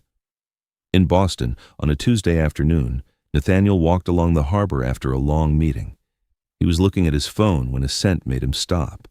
Sea orange, honey, and something warm like memory. He looked up. On the corner stood a soft blue food truck, a line of people waiting. On the sign, Harbor Heart. And at the window, Bella was smiling at a customer. A real smile, not thin, not forced, not afraid. Nathaniel stood still, as if anchored to the pavement. In that moment, he understood why Harbor and Time had felt cold for 2 months. The light had found its way out. He slowed his steps, joined the end of the line, instinctively lowering his head as if to hide, then caught himself and gave a quiet smile. No more hiding. No more roles. Only him. And the truth. As the line moved forward inch by inch, Nathaniel felt his heart pound the way it had the first time he stood at the dish sink. Not from fear of Gavin, but from fear of Bella's eyes meeting his again. Still, he stayed. If there was one thing he had learned from her, it was never to quit halfway. He stood at the back of the line, hands in his coat pockets, watching Bella's silhouette through the small service window. 2 months without seeing her. 2 months without hearing her voice, except through firm statements in the news. And now she was here, just a few steps away, inside a world she had built herself. No Gavin, no cold steel kitchen, no harsh lights, just her. And the scent of sea orange. The line moved. A woman laughed loudly at something Bella said, the sound spreading lightly like waves. Nathaniel realized what tightened his throat was not that she no longer needed him. It was that she was truly all right without him. When it was his turn, Bella did not look up immediately. "Hello," she said automatically. "What would you like?" "A Dawn," he replied. She paused. His voice had not changed much. Bella looked up. Their eyes met. There was no loud crowd like competition day. No reporters, no lights. Only the harbor wind and the quiet sound of oil behind her. "Hello," she said. Not cold, not warm, just neutral. "Hello." Someone behind him cleared their throat, waiting. Bella turned back to work. She placed a slice of tart into a brown paper box and slid it through the window. $10. Nathaniel handed her the money. She did not touch his hand when she took it. "Are you just going to eat it?" she asked, still not looking at him. He nodded. "If you allow it." Bella gestured toward a plastic table nearby. "Sit there." He sat down, opened the box, took a bite. The orange flavor was the same, but there was something deeper now, perhaps confidence. Bella watched him eat from behind the service window. "Still good." "Better than before," he replied. She gave a faint smile. Gave. "I learned to trust my own taste." A brief silence settled between them. Nathaniel stood and stepped closer to the window. "I did not come to disturb you. I just want to say one thing. I am not here as a restaurant owner, not to invest, not offering anything." Bella crossed her arms. "Then why are you here?" "To ask for a chance to speak honestly. No microphones, no press." She studied him longer this time. No avoidance, no immediate softness. "Go ahead." "I was wrong. Not only because I lied, but because I thought I had the right to decide when you should know the truth. I thought I was protecting you. In reality, I was protecting my own plan." Bella listened without interrupting. "I do not regret meeting you," he continued, "but I regret the way I entered your life." The wind picked up, rattling the hanging sign above them. Bella spoke slowly. "Do you know what hurt the most?" He shook his head.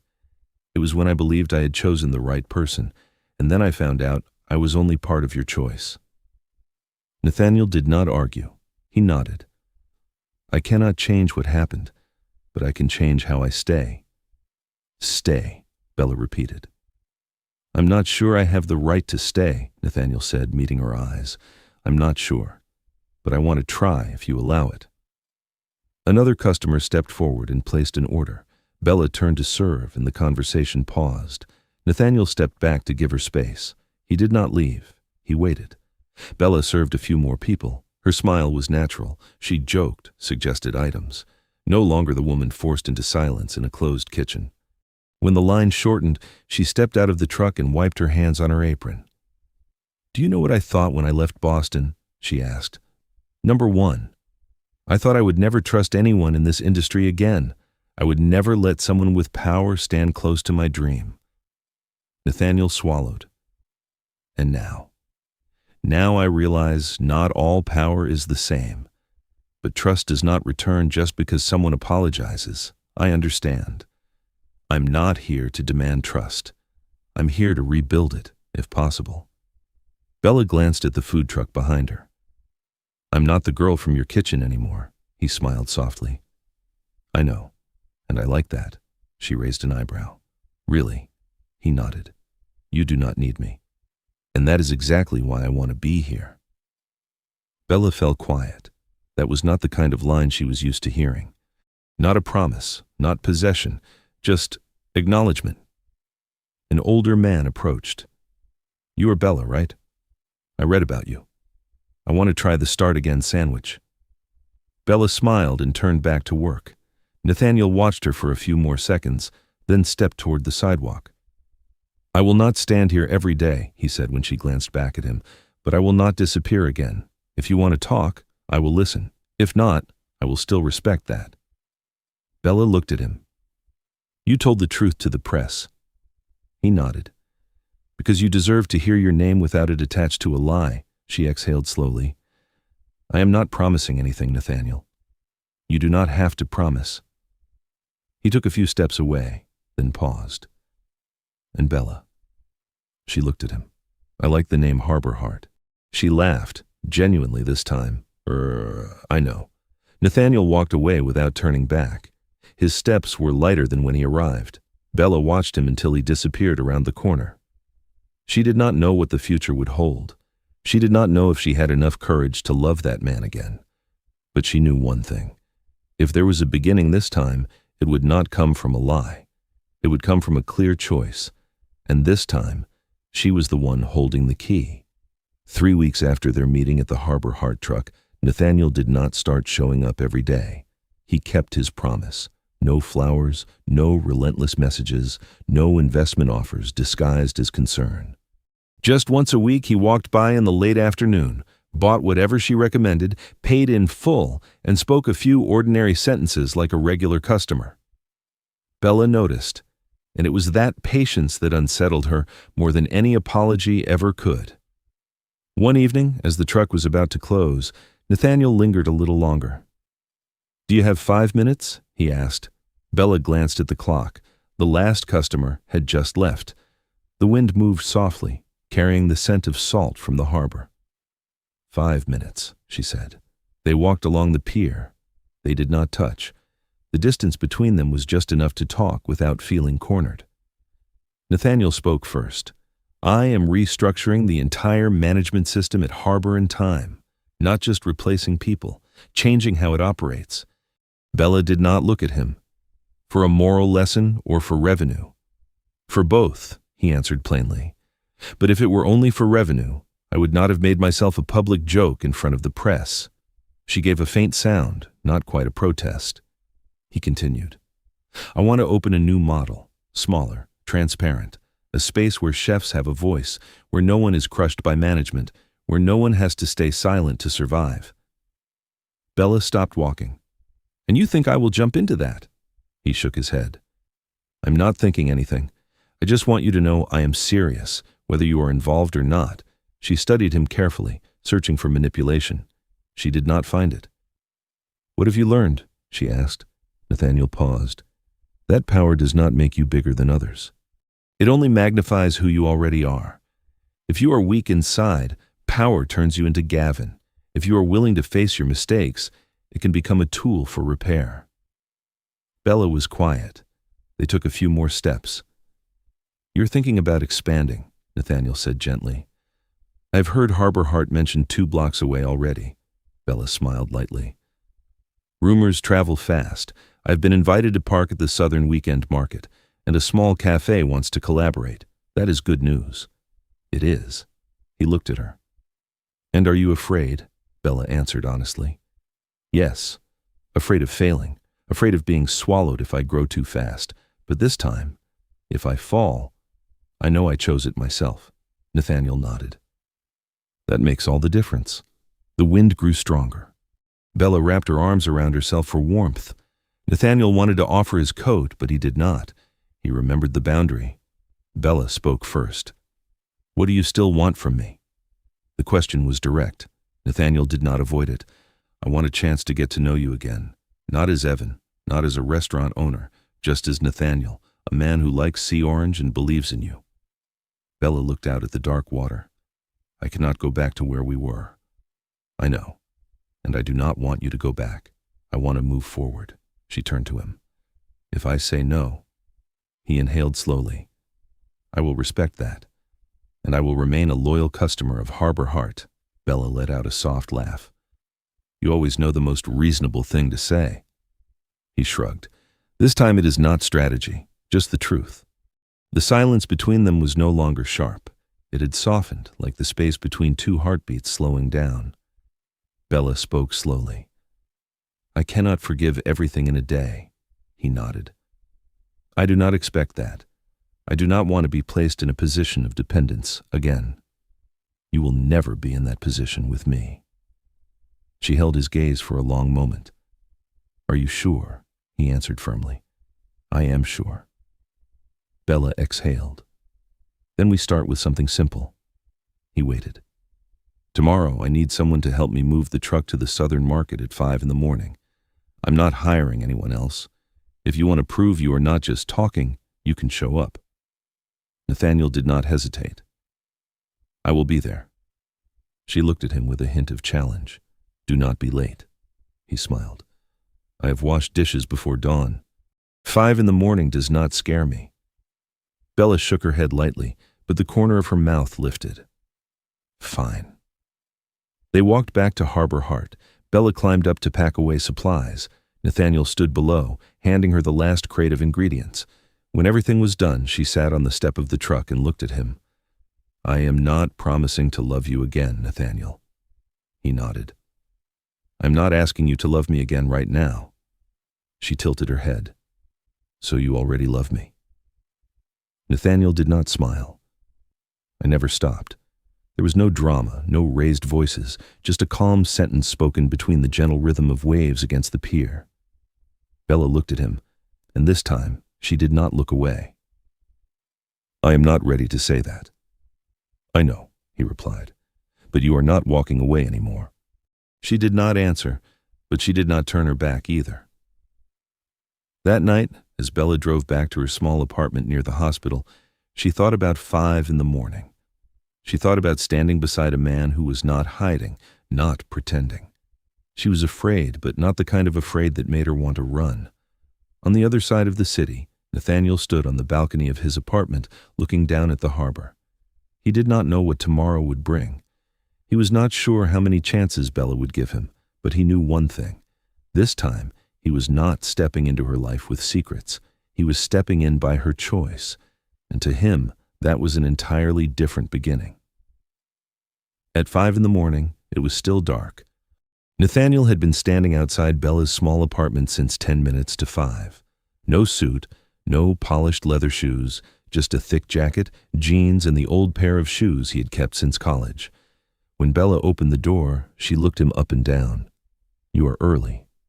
I said I would not be late. She gave a small nod, then handed him a paper cup of coffee. It is not free, he smiled. I will pay with labor. They drove Harbor Heart to the southern market together. The sky slowly shifted from gray to pale pink. The cold air cut against their skin, but it was not unpleasant. Bella showed him how to park, how to pull out the awning, how to connect the power line. He followed her instructions without taking over, without trying to prove he knew better. At one point, he dropped a crate of oranges. Bella looked at him. Careful. He picked them up, wiped them clean, no excuses. Yes, chef. She could not hold back a laugh. When the sun fully rose, the market began to fill. Customers came in small groups. Runners stopped for coffee. Young families tried new dishes. A food blogger asked to take photos. Bella worked quickly and precisely. Nathaniel helped hand out orders, take payments, and wipe down the small table in front of the truck. No one knew who he was. No one cared. And he felt lighter. Mid-morning, a middle-aged man approached. Leather jacket, assessing eyes. You are Bella, right? Owner of Harbor Heart. Yes. I manage an indoor food hall near the subway dock. I'm looking for a permanent stall for the winter season. Are you interested? Bella paused for a beat. A big opportunity and a risk. I need to think about it, she said. The man nodded.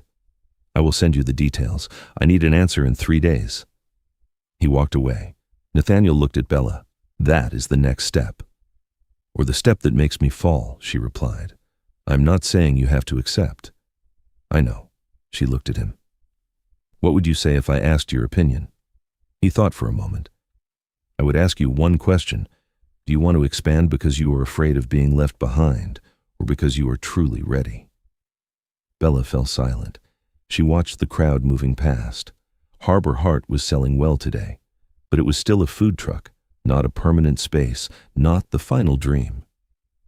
I want to grow, she said. but I do not want to lose what makes this place special." Nathaniel nodded.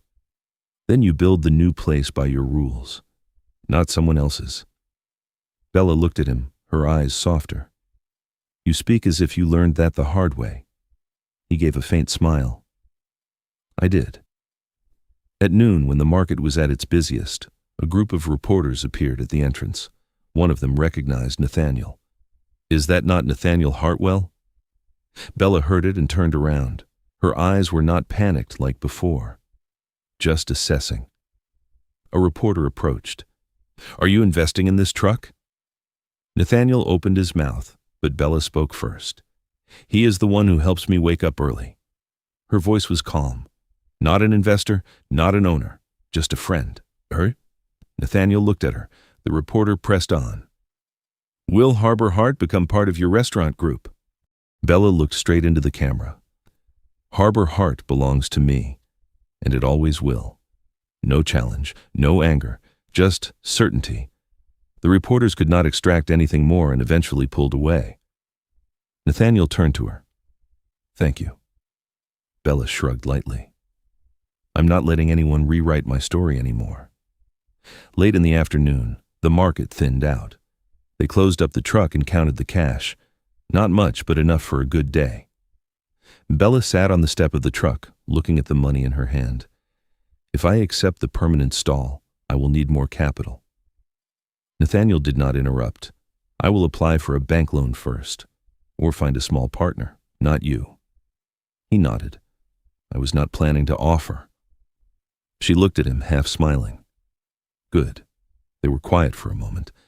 Nathaniel said, "I do not want to be the one who saves you. I want to be the one standing beside you while you save yourself." Bella held his gaze longer this time. "You really have changed. I did not change for image. I changed because I lost you."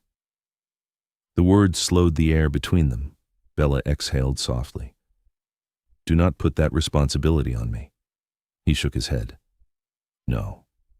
I changed because I saw myself through your eyes, and I did not like that man." She tilted her head. "And now?" He looked at her. "Now I'm learning how to become someone worthy of standing next to you." Bella did not answer right away. She stepped down from the truck and stood in front of him. "I do not love you again yet, Nathaniel." "I know, but I do not hate you anymore." For him, that was already something immense. He smiled. She looked toward the harbor, where the water reflected the fading sunset. "If I take the permanent space, I will need to redesign the whole kitchen. I want it open. Customers can see me cook. Nothing hidden anymore." Nathaniel nodded. "Transparency." "Exactly." She turned back to him. "Would you like to participate as a regular customer?" He laughed softly. "I think I already am." Bella stepped a little closer, not touching, but close enough for him to feel her warmth. "I'm going to see the space tomorrow. Do you want to come with me?" Nathaniel did not hide his relief. "Yes?" She nodded. "Then I will see you tomorrow." When Bella drove Harbor Heart away from the market, Nathaniel stood watching. It did not feel like the loss he felt when she left Boston. This time she was leaving for a future, not running away. And he did not chase. He simply walked alongside, slowly but in the same direction, and for him, it was the first time love did not mean possession, but patience. 6 months later, the Boston Sea in early autumn was cold but clear. Seagulls flew low over the water, and the sound of waves against the pier carried the steady rhythm of a city that had learned to forgive itself. On a small street near the old subway dock, a new sign hung in the pale sunlight. Harbor Heart Kitchen. No longer the blue-painted truck, no more wheels, no more moving with the seasons, a permanent space, large windows, an open kitchen. Everything is bright, warm, and honest. Bella stood in the center of the kitchen, her hand resting on the newly polished wooden counter. She wore a white apron, her hair tied neatly at the back of her neck. She was no longer the girl who smiled to hide exhaustion. Her smile now came from within. Nathaniel stood by the entrance, watching her. No expensive suit, no symbol of power, just rolled-up sleeves and a toolbox in his hand. He had just finished installing the wooden sign Bella had asked for on the main wall. We cook with truth and a little chaos. Bella stepped out of the kitchen and looked up at the sign. You hung it slightly crooked. Nathaniel tilted his head as if inspecting it. Artistic choice. She laughed. 3 degrees off. He took it down and adjusted it. Perfect. She nodded. Perfect. The glass door reflected the two of them standing side by side. No more distance, no more secrets behind polished masks. Nathaniel turned to her. Are you ready? Bella took a deep breath.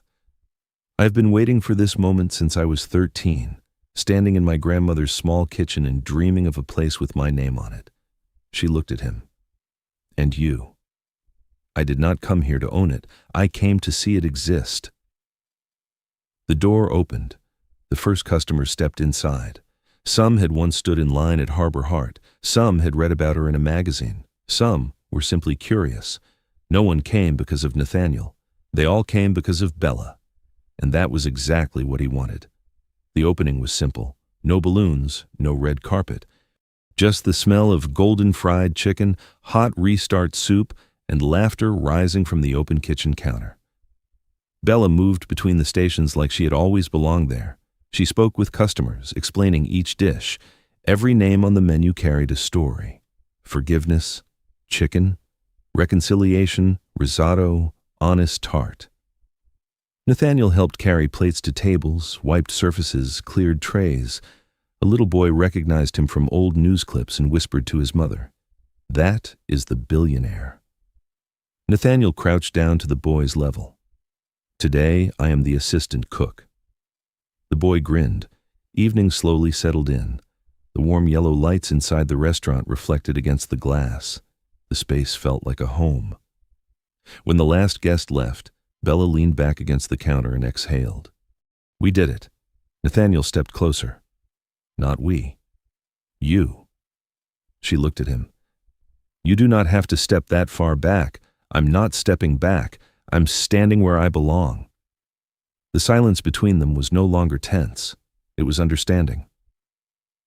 Bella walked outside to the front of the restaurant. Streetlights cast a soft glow over her hair. Nathaniel followed. He took a small box from his pocket.